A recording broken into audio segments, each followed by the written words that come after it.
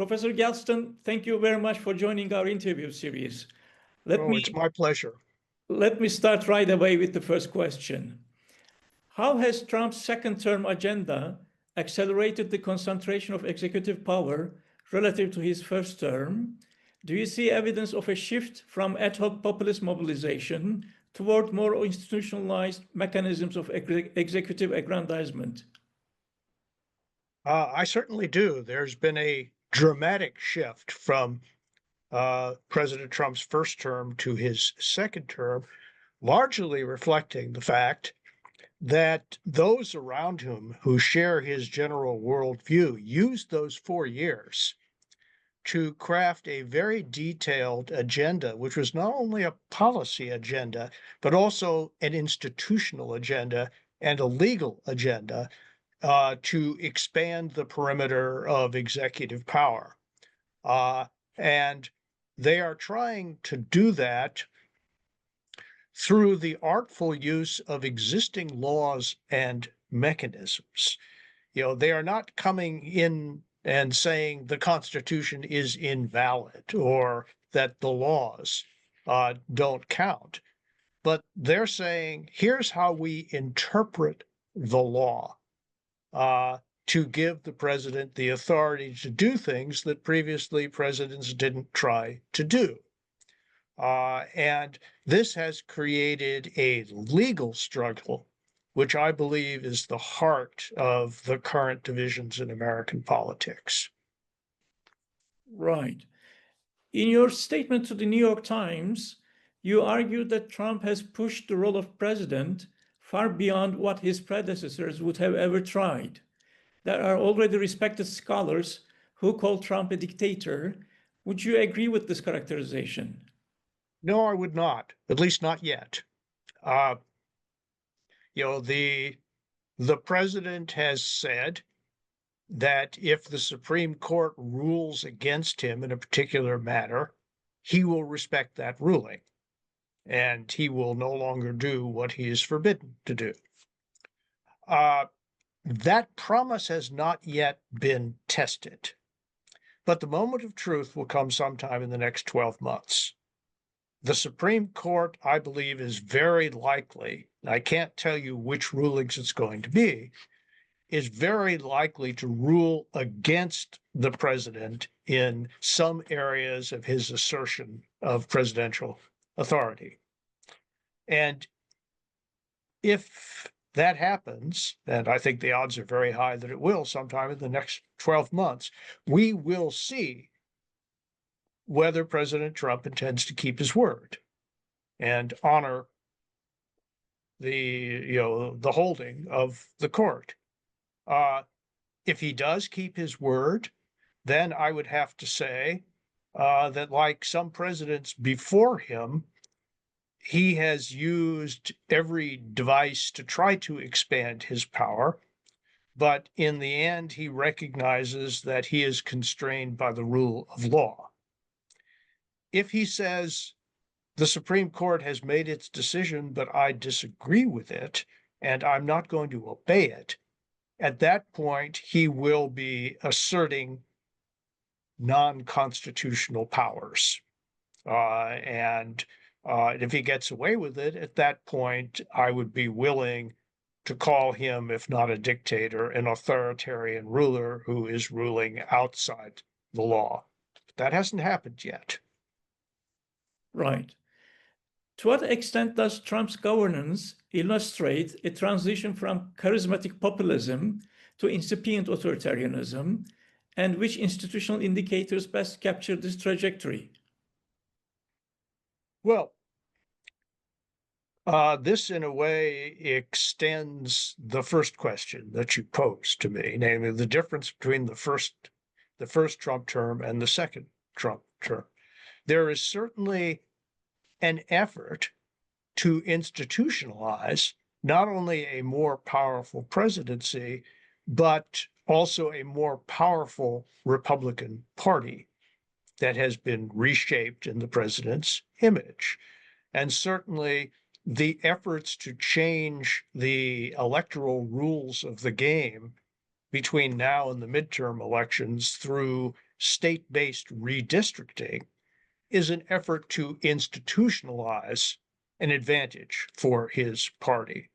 Similarly, the president is trying to reshape the laws that govern elections, who can vote, how they can vote, what the requirements are for voting, etc., all with an eye to achieving an advantage over the Democratic Party.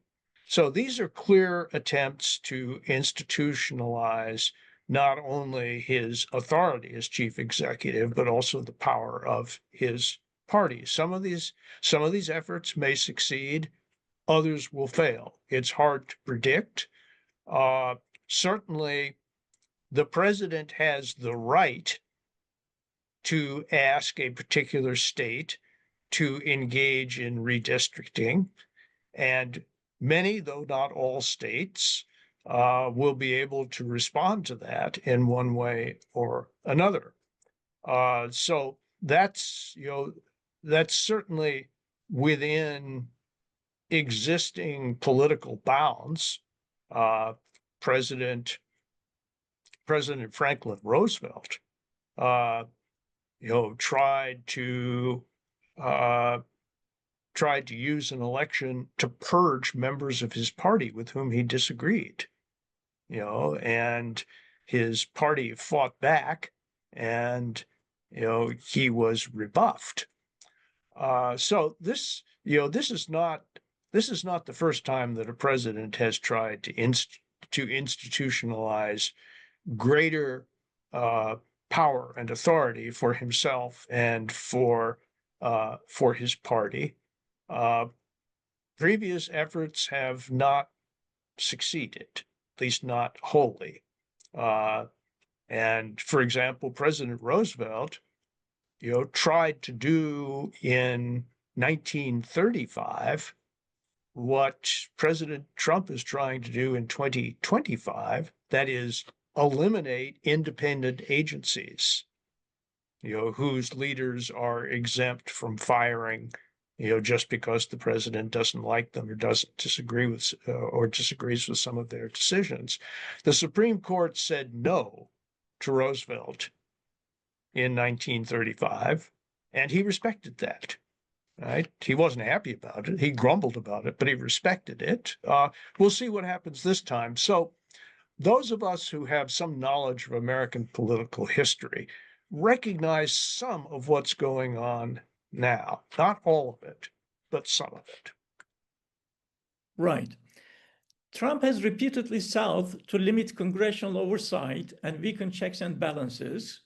Do these efforts signal a temporary partisan strategy or a structural erosion of U.S. democratic institutions?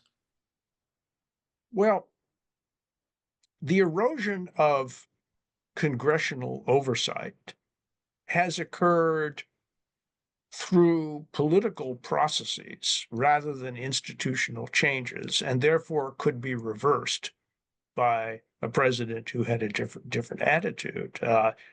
Just this week, for example, the chairman of the Senate Intelligence Committee, Senator Mark Warner of Virginia, was going to do oversight with one of the intelligence facilities that's under the aegis of the Department of Defense. And reportedly, the Secretary of Defense intervened and canceled the site visit that Senator Warner was going to make to this intelligence facility. Now, that was a clear effort to reduce congressional oversight. There was nothing institutional about it, however. It represented, by the way, I misstated.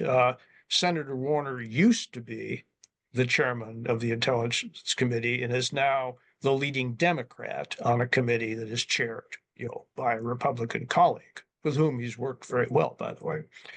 I don't think that the reduction of Congress's oversight capacity has been institutionalized. I do think it reflects the will of the current president and the unwillingness of members of his own party in Congress to challenge his will. for a very simple reason. They're afraid of him. They're afraid of what he can do to them, to damage their political careers and perhaps for other reasons as well. That's not an institution. That's an individual set of relationships. All right. How do you assess the strategic deployment of culture wars in Trump's political agenda? Are they primarily an ideological project, or do they function as a power consolidation tool to reshape voter alignments and institutional priorities? Both. And certainly, President Trump as a candidate and as a president has been very good at discerning the fundamental fault lines or cleavages in American political culture and defining those fault lines in a way so as to maximize the number of people who will be on his side of the line. Part of effective leadership is to define controversies that work to your advantage. In the cultural arena, President Trump has an instinct for those conflicts. I don't think all of them that he's picked have worked to his advantage, but certainly the two that he emphasized in the 2024 presidential election and again in the early months of his administration, or actually three, namely immigration, crime, and so-called DEI, diversity, equity, inclusion initiatives. I think those have all worked to his advantage so far. Having said that, there are signs that the voters in the middle of our political spectrum, and yes, there's still a lot of them, are beginning to conclude that maybe the president is going too far in the tactics that he's using. That's demonstrably the case in immigration, where there is widespread disapproval not of the president's objectives, but of the means that he's using to achieve those objectives that strike many citizens in the middle of the political spectrum as unnecessarily cruel and as not giving potential candidates for deportation enough legal rights to challenge the grounds of the deportations. And while Americans, generally speaking, align with the president's goals on crime and some of the measures that he's used to reduce it, there isn't the kind of mass support for the use of federal troops in American cities that the president imagines that there is. I would say at this point, probably a narrow majority of Americans think that that's not the right way to go in the long term to fight crime. Right. How do you evaluate the role of Project 2025 and the Heritage Foundation's allied networks in shaping Trump's second-term policy framework? Are these actors contributing to the institutionalization of authoritarian governance through ideologically driven restructuring of federal institutions? I think the Heritage Foundation, through Project 2025, has been enormously successful in shaping the second Trump administration. Now, if you listen to what the leaders of Heritage and people who used to be leaders but who are now leading members of the administration have to say, I mean, their argument is that not overturning the Constitution, they're rectifying improper interpretations of the Constitution. So, for example, the Congress of the United States, more than half a century ago, passed a law preventing the president from withholding funds that had been appropriated for specific purposes by Congress. The president has acted in ways which I believe are inconsistent with that law. And, and his leading budget advisor, the head of the Office of Management and Budget, has said flatly that the law that Congress passed half a century ago, restricting the president's power to withhold appropriated funds, is unconstitutional. So they are determined to use this controversy to go to the Supreme Court and say that the law rests on an improper restriction of presidential authority. And all of that was planned in advance by senior members of the Heritage Foundation. And the current head of OMB was one of the leaders of Project 2025 for the Heritage Foundation. So there has been a direct translation of the most important ideas of Project 2025 into not only the institutions, but also the personnel of Trump's second term. And so this heritage effort has served as a recruitment device to find people who are in alignment with the president's agenda and with his fundamental outlook, and to identify them, to test their loyalty, and then to bring them into the administration in important policy making and policy executing positions. It's been a tremendous success. We've rarely seen anything like it.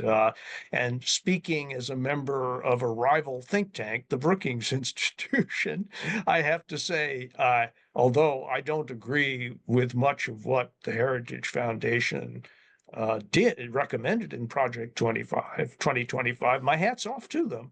They have been enormously effective. They've played their cards very well. Right. In comparative perspective, how does Trump's reliance on identity-based polarization and his governing style align with global populist authoritarian trajectories, such as those of Orban in Hungary, Erdogan in Turkey, and Modi in India, particularly regarding institutional capture, media control, and judicial weakening? I would say that in his use of identitarian and nationalist policy themes, he is very similar to them. He has not yet, however, achieved the degree of control over the institutions that you just listed that we see in places like Hungary and Turkey, and to a somewhat lesser extent, but still considerable, in India. The press right now is not under Trump's control to the extent that it is in Hungary. You do not have the state owning, either directly or indirectly, the share of the media landscape that Mr. Orban has been able to create through docile intermediaries. And nor has Mr. Trump been able to achieve the mastery of the judiciary that certainly Orban and Erdogan have achieved. The judiciary remains independent, and you can see that that's the case because of the number of court decisions that have gone against President Trump just in the past few weeks. Now, it is quite possible that the Supreme Court will end up ratifying the president's position in some of those cases. Still, it has not been a complete takeover. If you look at the direction in which the United States is heading, certainly down a very long road yet to be traveled lies the kind of political systems that we now see in the three countries that you listed. But there are many miles to go before this president enjoys that kind of authority. And frankly, I personally believe that he is unlikely to get to the end of the road. I don't think the American people or the American legal system will permit him to do so. Having said that, I think at the end of his second term, and I'm making the optimistic assumption that he will not violate the Constitution and try to run for a third term, but at the end of his second term, he will leave behind him an enlarged presidency with much more robust executive powers. Then his successor will have to decide whether to use that expanded authority for purposes of his own or recommend reforms that would create new legal limits on executive authority. So that issue, I think, will be determined by the outcome of the 2028 election. And I expect it to be one of the major debates in that election. Right. Given your analysis of 2026 midterms, how pivotal is the Texas redistricting battle in shaping Republican prospects? And what does it reveal about the role of electoral engineering in sustaining partisan dominance?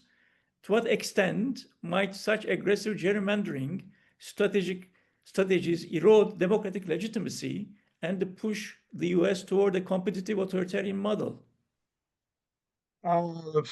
Once again, and I feel I'm giving you versions of the same answer to all of your questions, I am distinguishing between the direction of change that we can discern on the one hand, and its proximity to full competitive authoritarianism on the other.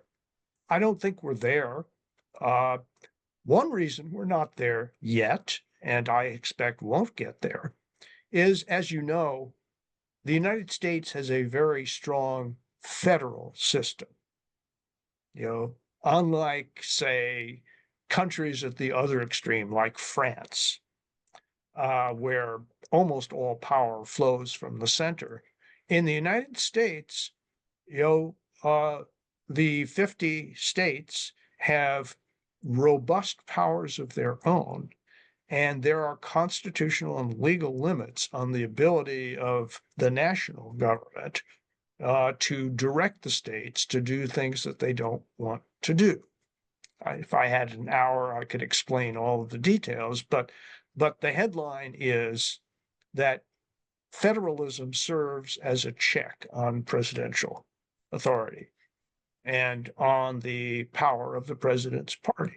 So to take a simple example, Texas, responding to President Trump's suggestion, has undertaken and has just enacted a redrawing of legislative boundaries that will probably, but not necessarily, lead to a gain of up to 5 Republican seats in the House of Representatives. That would make it harder for Democrats to regain the majority because the Republican majority would expand from 3 seats to 8 seats.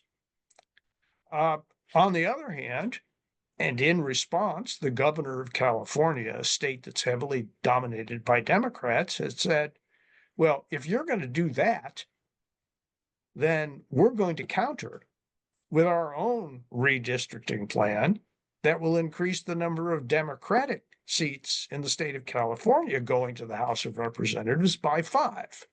Okay, so if that effort to counterbalance Texas succeeds in November in California, and the new maps are being submitted directly to the voters for their approval or disapproval. If they're approved, then California will have nullified what Texas did, and there would be no net gain.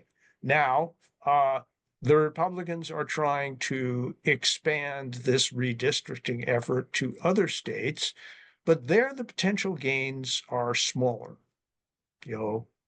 perhaps 1 seat or 2 seats. But here again, Democrats are countering with outreach to states where they control the governorship and the legislature, such as my home state of Maryland.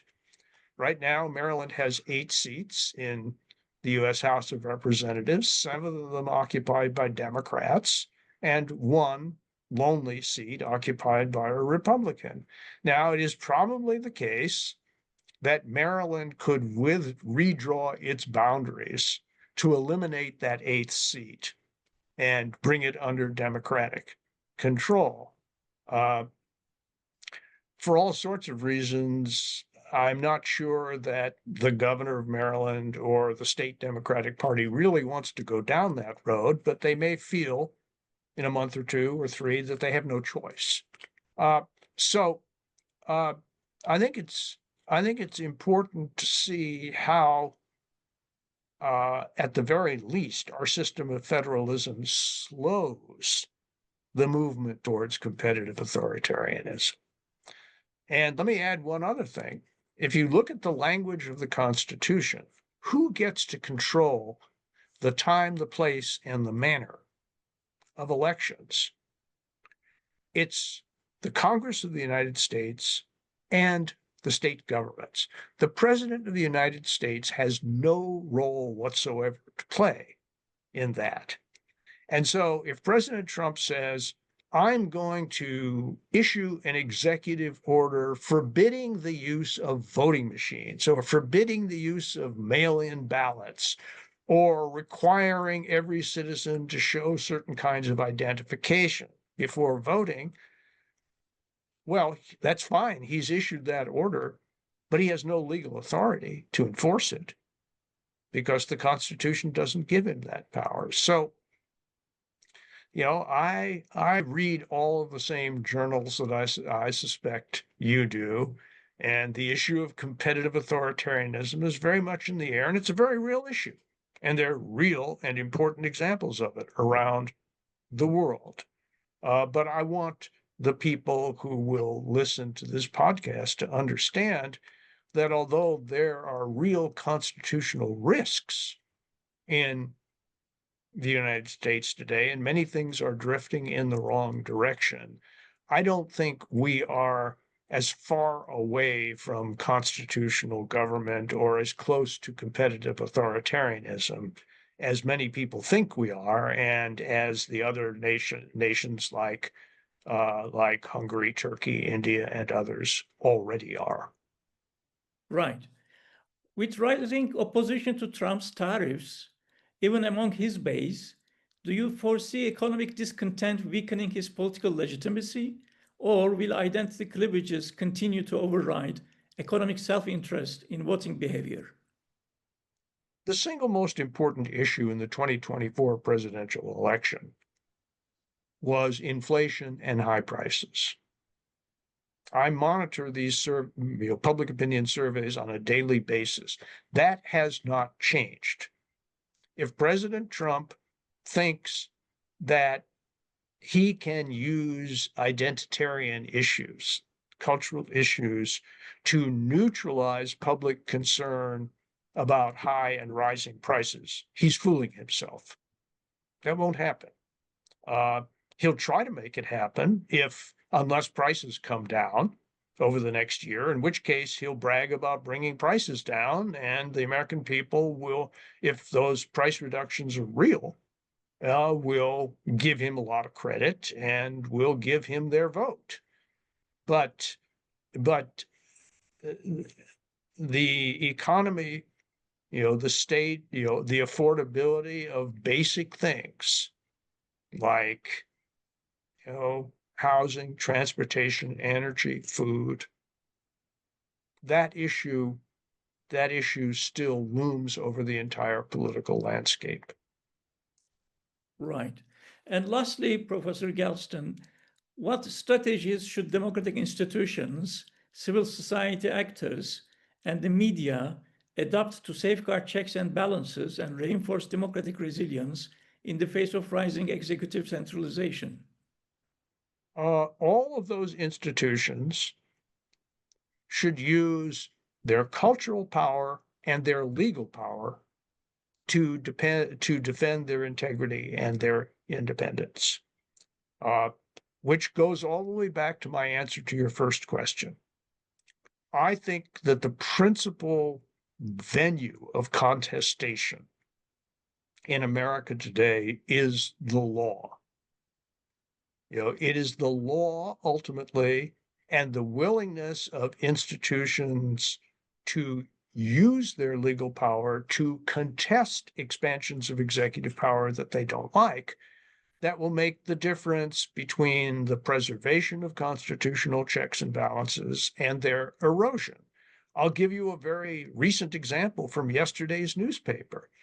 I think most people in Europe are aware of Harvard University, which is probably America's most famous and prestigious university. And Harvard, a few months ago, decided that the Trump administration was making some demands that they could not yield to without forfeiting their institutional independence and their raison d'etre, as an academic institution.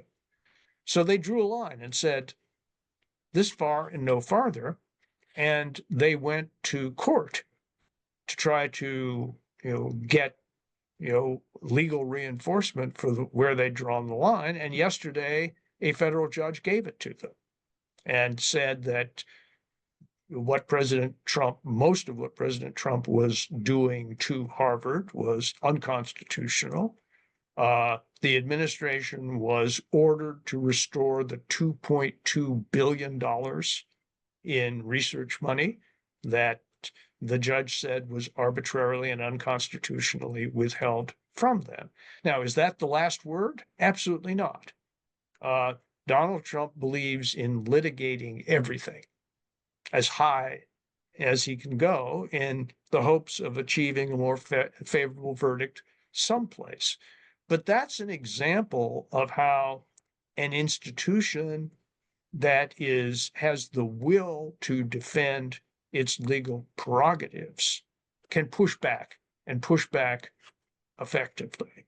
And I think that, pushing back using not street protests, but the law, I think will be the most important venue of contestation.